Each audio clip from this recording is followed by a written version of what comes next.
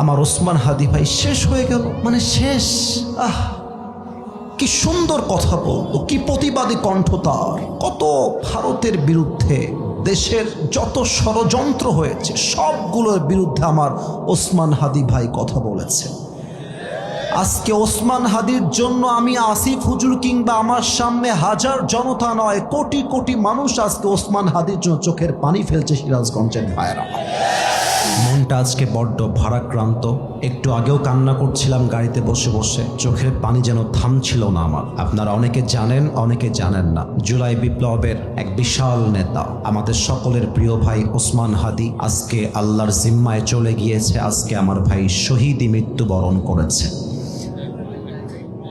আমরা সিরাজগঞ্জের আজকের এই মাহফিল থেকে দোয়া করছি আল্লাহর কাছে, আল্লাহ যেন আমার ওসমান হাদি ভাইয়ের কবরটাকে জান্নাতুল ফেরদাউসের উঁচু মাকাম নসিব করে দেয়। পরে সবাই আমিন। এই রক্ত বৃথা যাবে না, এই রক্ত আমরা বৃথা যেতে দেব না। বাংলার ধামাল যুবকরা বেঁচে থাকতে যতদিন পর্যন্ত ওসমান হাদির খুনিদের বিচার হবে না, যুবকরা শান্তির ঘুম বাংলার মাটিতে ঘুমাতে পারবে না। আমার ওসমান হাদি ভাই শেষ হয়ে গেল, মানে শেষ। কি সুন্দর কথা বলতো, কি প্রতিবাদী কণ্ঠ তার। কত ভারতের বিরুদ্ধে দেশের যত ষড়যন্ত্র হয়েছে সবগুলোর বিরুদ্ধে আমার ওসমান হাদি ভাই কথা বলেছে।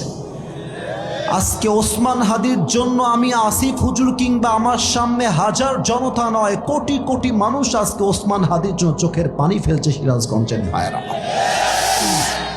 আমি আবারও দোয়া করছি আল্লাহর কাছে, আল্লাহ আমার ওসমান হাদি ভাইয়ের যদি কোনো গুনাহ পৃথিবীতে বেঁচে থাকতে হয়েও থাকে, তুমি তার শহীদি রক্তের বিনিময়ে তার কবরটাকে জান্নাতুল ফেরদাউসের উঁচু মাকাম হিসেবে কবুল করে নাও। পড়ো সবাই আমিন।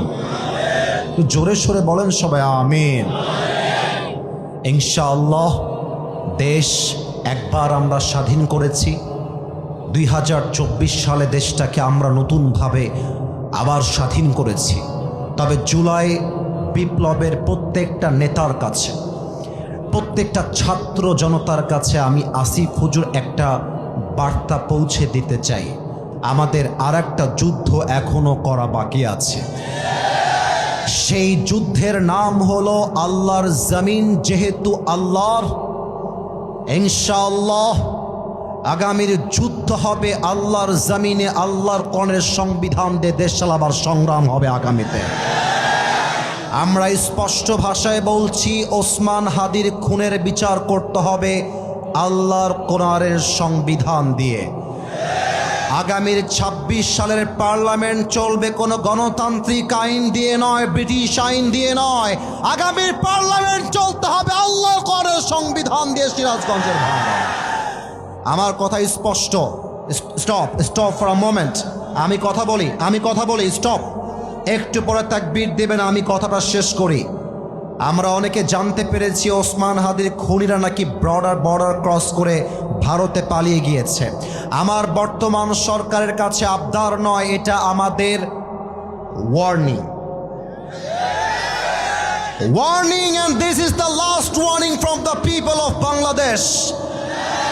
প্রত্যেকটা যুবকদের পক্ষ থেকে বাংলাদেশের প্রত্যেকটা সরকারের দায়িত্বশীল ব্যক্তিদের কাছে এটা আমাদের লাস্ট ওয়ার্নিং। হাদিকে খুন করে যারা ভারতে পালিয়ে গিয়েছে, এদেরকে ভারত থেকে ধরে এনে ঢাকার জাতীয় মসজিদ বাইতুল মুকাররমের সামনে দাঁড় করিয়ে ওদের মাথায় গুলি করে হত্যার রায় পাশ করতে হবে আগামীর বাংলাদেশ।